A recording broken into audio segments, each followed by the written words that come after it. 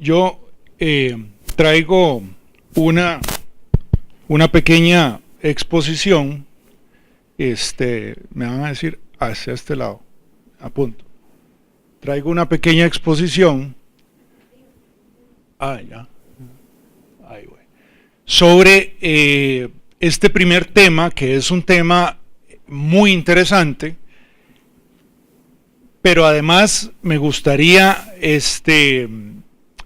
vamos a ver, me gustaría ejemplarizar un poco y llevar a la práctica algunos conceptos que a nivel teórico se han dado sobre este tema, propiamente por jurisprudencia. Y también parte de mi propuesta es ir introduciendo ciertos conceptos de esa disciplina, que es de jurídica, por supuesto, que se llama o se ha hecho llamar el derecho deportivo. Y es una nota muy curiosa. Creo que fue un par de años, estuve en un congreso muy bonito en Europa, precisamente sobre este tema, y uno de los temas que encabezó una ponencia de un señor muy renombrado, que según recuerdo era un juez superior de la Corte Suprema de la Unión Europea, y él expuso sobre si realmente existía,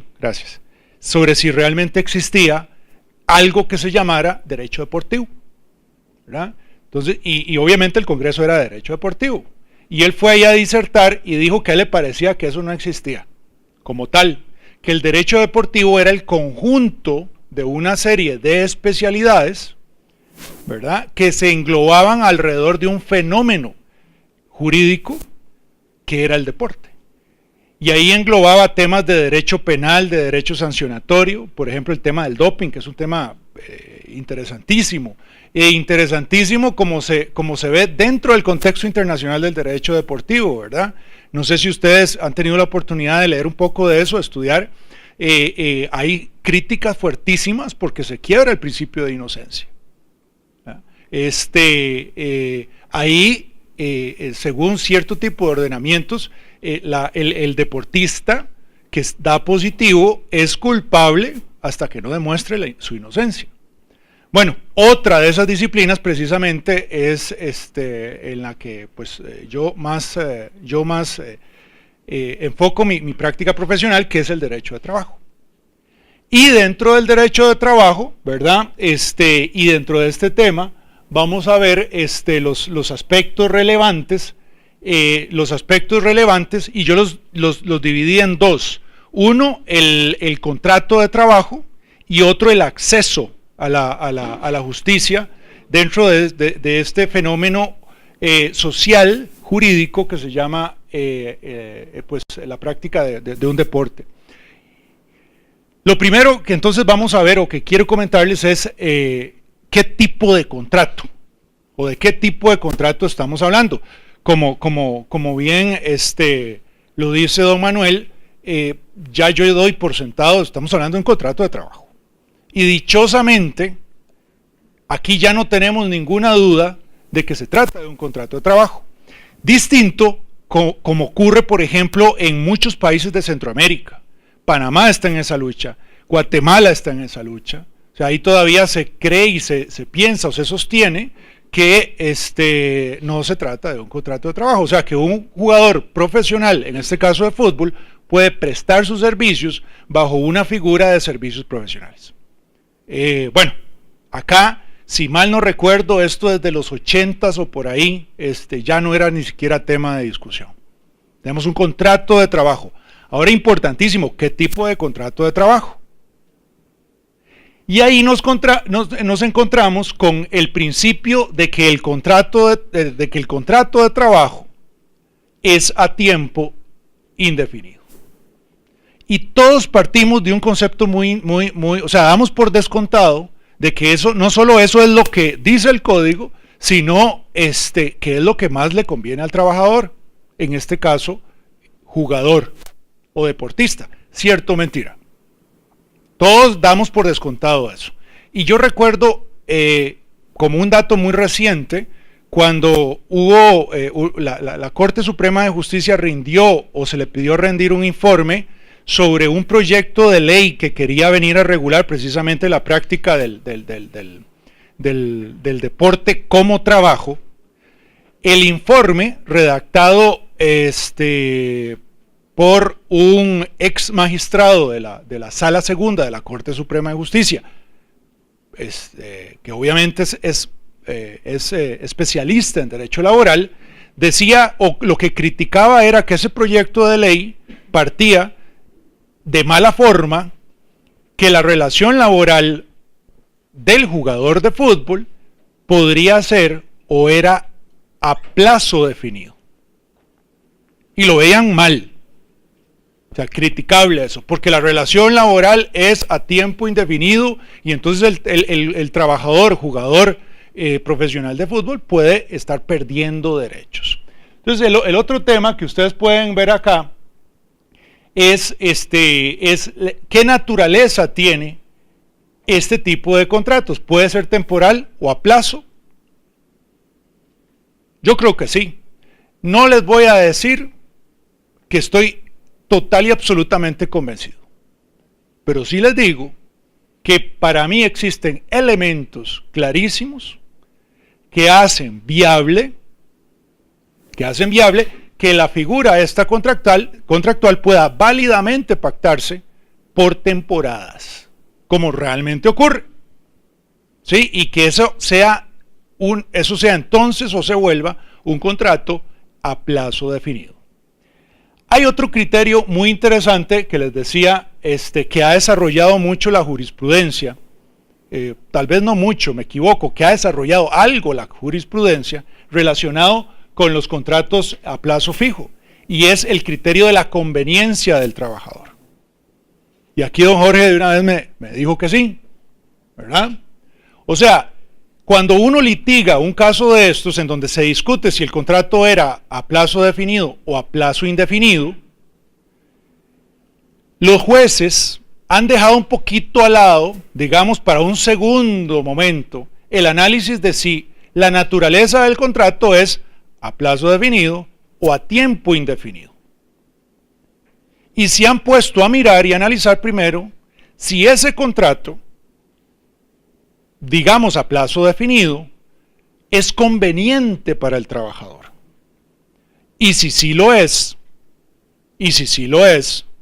entonces dejan la discusión a un lado. Yo no me voy a meter a discutir, en la palabra de un juez, si esto es o no es de esta otra forma.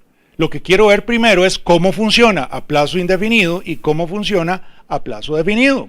Si el nombre del contrato es a plazo definido, y eso le es conveniente al trabajador, vamos a plazo definido. Y aplican los efectos del contrato a plazo definido, aunque quizás su naturaleza no lo sea. Por eso les decía yo, este primer punto, la naturaleza real de la actividad puede ser temporal o a plazo, y no necesariamente es un tema en el que debamos partirnos la cabeza, tal vez a nivel académico sí valga la pena, pero a nivel práctico no lo valga mucho. Ahora bien,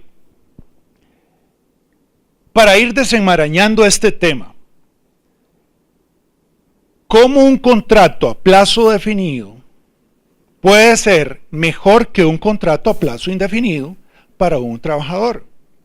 Los invito a que revisen el artículo 31 del Código de Trabajo, que regula la terminación anticipada del contrato a plazo definido, y comparen ese régimen indemnizatorio que establece el artículo 31 con el del 28 y 29 del Código de Trabajo, concretamente con el del 29 del Código de Trabajo, que establece el auxilio de cesantía. Hagan esa matemática, y vamos a ver, o tal vez nos podríamos llevar una sorpresa interesante para ciertos casos. Tal vez si me ayudan con...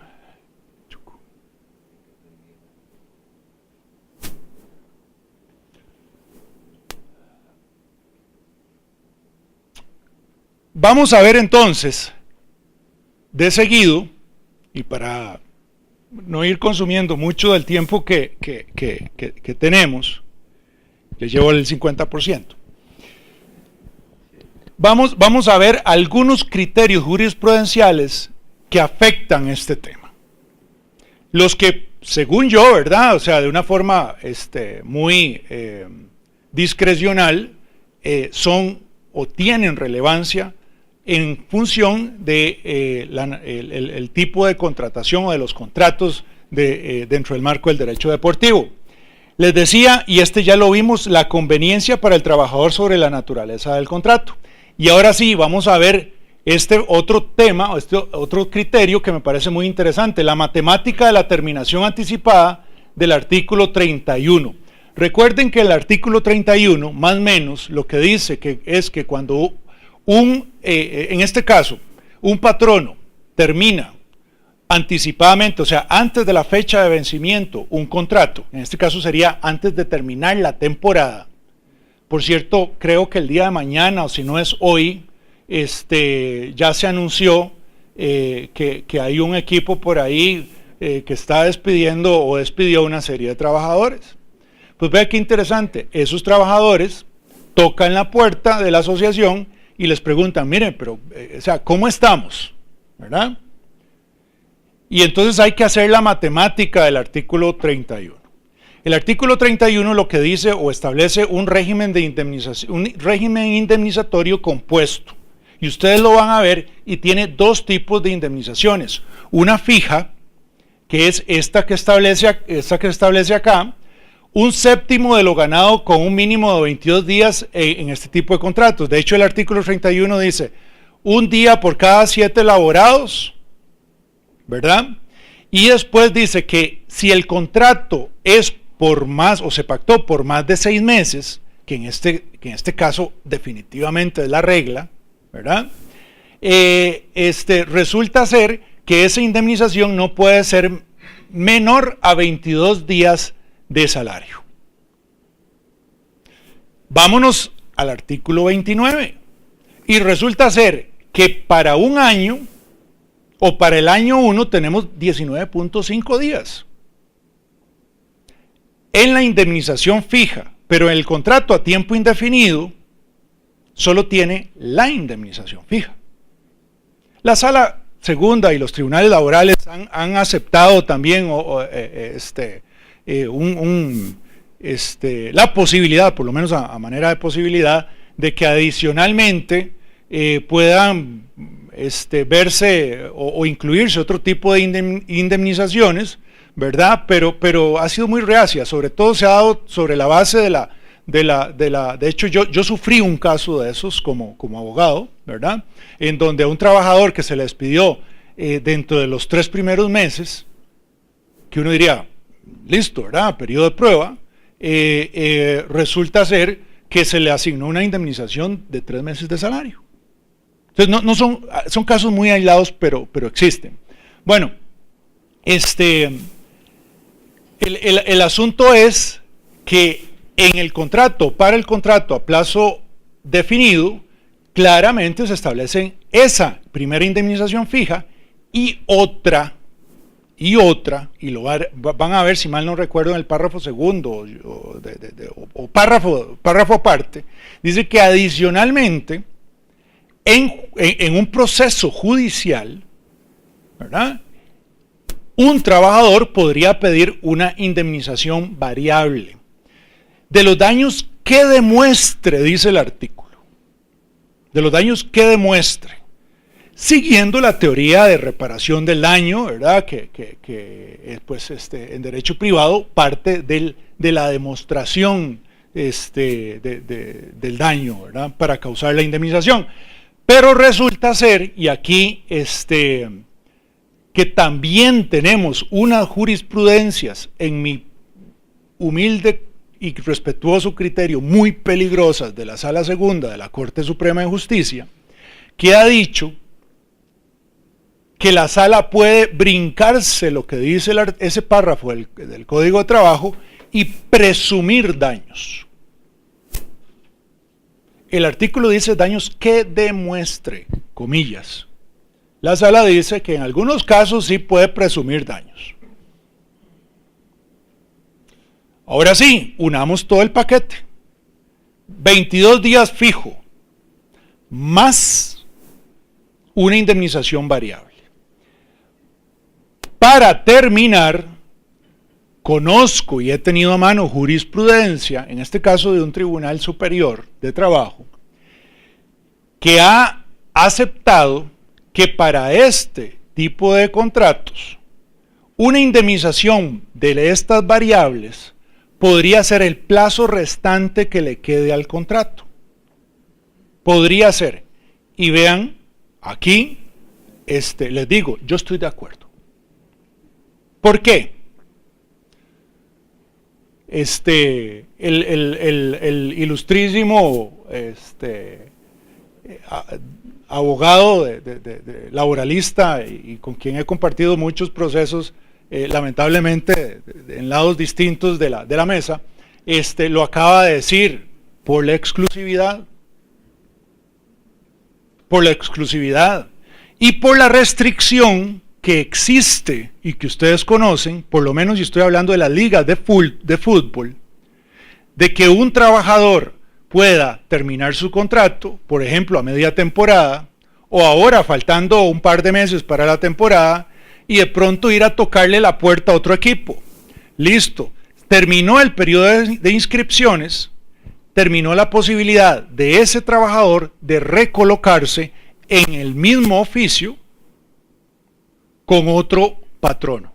Entonces ese criterio a mí no me parece pues nada mal. Ahora entonces, y con eso yo quería terminar este punto, los dejo pensando, ¿qué es lo que les conviene al trabajador? ¿Realmente un contrato a plazo fijo? ¿O realmente un contrato a tiempo indefinido? Hay que hacer la matemática caso a caso, porque si la relación laboral se extiende mucho, puede ser que la cesantía o el auxilio de cesantía de pronto sea más conveniente. Puede ser, y para ciertos casos se ha dado. Finalmente, muy rápido, el tema 2. El tema 2, acceso a la justicia. Y aquí rápidamente les voy a hablar desde mi punto de vista y desde mi experiencia en el manejo de este tipo de asuntos, cuáles son esos retos, sobre todo, o ventajas, en ciertos casos, que tienen las dos vías que normalmente se abren en un caso como este. Primero tenemos la vía ordinaria, ¿verdad? Juzgado de trabajo. Los retos es la duración, ¿verdad? O sea, no tenemos lamentablemente todavía un sistema que responda a las necesidades en materia de tiempo de respuesta, ¿verdad? Como lo desearíamos para esta disciplina. Hay cosas que se tienen que resolver de ya para allá. Yo tengo una medida cautelar en un proceso por ahí que yo creo que lleva como 2 años, porque la apelé y pues son 2 años ahí esperando. O sea, y una medida cautelar para que resuelvan el recurso de apelación. O sea, eso es complejo. No digo que todos los casos se dé, pero hay casos que se dan. O sea, y a manera general, en esta disciplina se necesitan respuestas muy rápidas. Una desvinculación de un trabajador tiene que inscribirse o no inscribirse, o sea, se abren espacios de tiempo, ventanas de tiempo muy pequeñas. El criterio de la especificidad del deporte, y les decía, los voy a ir tratando de transmitir palabrejas de esas que nos gustan a nosotros, ¿verdad? Principios que se conocen a nivel internacional. Este es un principio importantísimo dentro del derecho deportivo, la especificidad del deporte, ¿verdad? Ese criterio, lamentablemente, los jueces y juezas de nuestro país, pues no lo manejan. Manejan la especificidad del derecho laboral, pero no del derecho laboral deportivo.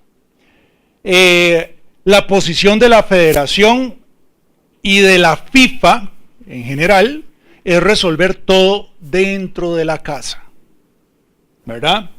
Nuevamente, siguiendo ese criterio de especificidad. el desconocimiento de usos o prácticas internacionales de contratación y los problemas especiales de la actividad. Esto es otra cosa en donde estos temas, si uno los expone, como yo lo he hecho a los jueces, cuesta mucho, y no es culpa de ellos, tienen tanta cosa, imagínense, y yo recuerdo cuando uno estaba ahí, de pronto es un asunto de software y uno tiene que saber de códigos fuente, de esto y lo otro, es un tema de esta actividad, tiene que saberse la actividad, y bueno, esa es la obligación de los jueces, pero tiene cierta dificultad. Y vuelvo al punto, estamos en el primer Congreso de Derecho Deportivo, o sea, esto para nosotros es nuevo, pero bueno, en buena hora.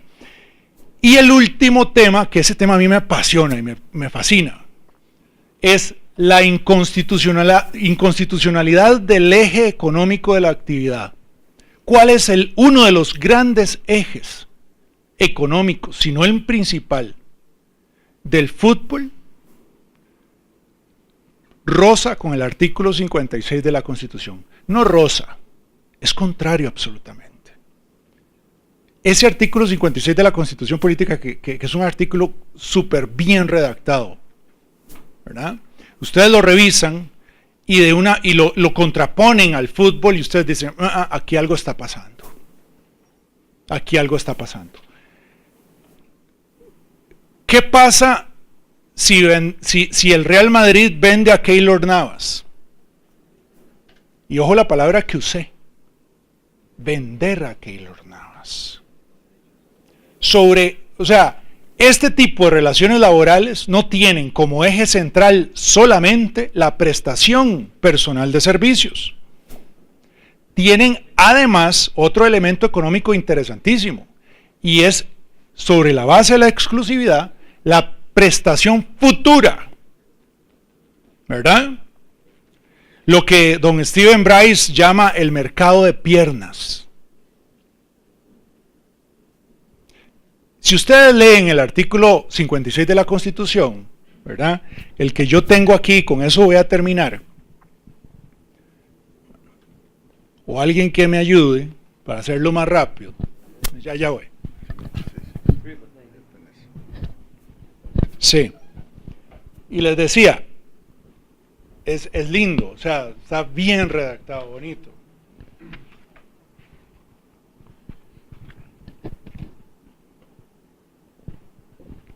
El trabajo es un derecho del individuo y una obligación con la sociedad.